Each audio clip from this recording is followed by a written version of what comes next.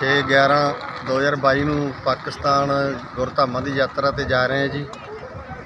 ਤੇ ਇਸ ਟਾਈਮ ਅਸੀਂ ਵਾਹਗਾ ਬਾਰਡਰ ਤੇ ਪਹੁੰਚ ਗਏ ਹਾਂ ਤੇ ਸਾਰੀ ਸੰਗਤ ਇੱਥੇ ਕੁਛ ਆ ਗਈ, ਕੁਝ ਪਿੱਛੋਂ ਆਈ ਜਾਂਦੀ ਹੈ।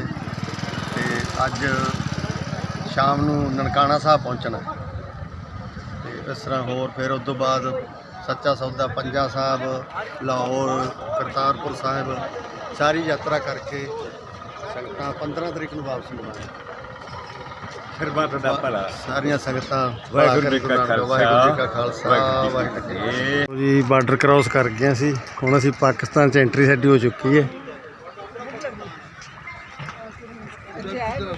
ਪਾਕਿਸਤਾਨ 'ਚ ਐਂਟਰੀ ਸਾਡੀ ਹੋ ਗਈ ਹੈ। ਇਹ ਵੇਖੋ ਪਾਕਿਸਤਾਨ ਦਾ ਝੰਡਾ ਝੂਲ ਰਿਹਾ ਹੈ, ਇੱਧਰ ਇੰਡੀਆ ਦਾ ਝੂਲ ਰਿਹਾ ਹੈ।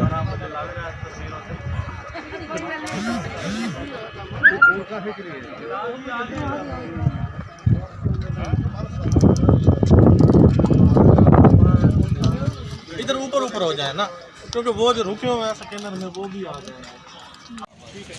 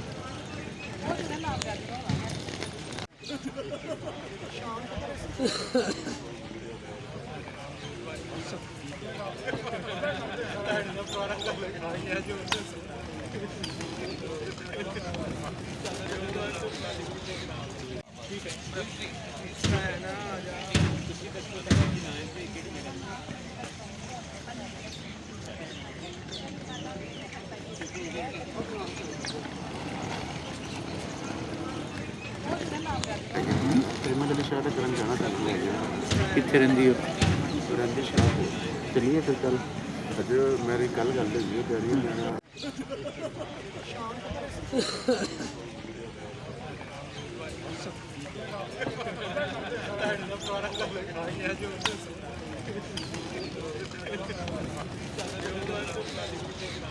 ਵਿੱਚੋਂ ਸਾਡੇ ਬਜ਼ੁਰਗ ਇੱਧਰੋਂ ਹੀ ਗਏ ਆ ਧੌਲਪੁਰ ਤੋਂ।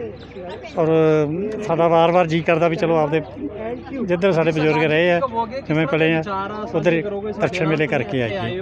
ਔਰ ਬਹੁਤ ਬਾਕੀ ਸਾਨੂੰ ਇੱਧਰੋਂ ਪਿਆਰ ਬਹੁਤ ਮਿਲਦਾ ਹੈ, ਆਉਣੇ ਜਾਂਦੇ ਆ ਅਤੇ ਬਹੁਤ ਆਪਣੇ ਇੱਧਰ ਦੇ ਭਾਈਚਾਰੇ ਦਾ ਬਹੁਤ ਸਾਨੂੰ ਪਿਆਰ ਬਹੁਤ ਮਿਲਦਾ। ਗੁਲਜ਼ਾਰ ਸਿੰਘ ਜੀ, ਅਸੀਂ ਬਹੁਤ ਸਵਾਗਤ ਕਰਦੇ ਹਾਂ ਪਾਕਿਸਤਾਨ ਦਾ, ਜਿਹੜੇ ਸਾਨੂੰ ਇੱਧਰ ਮੰਗਣਾ ਚਾਹੁੰਦੇ ਇੱਧਰ ਆਉਣ ਲਈ।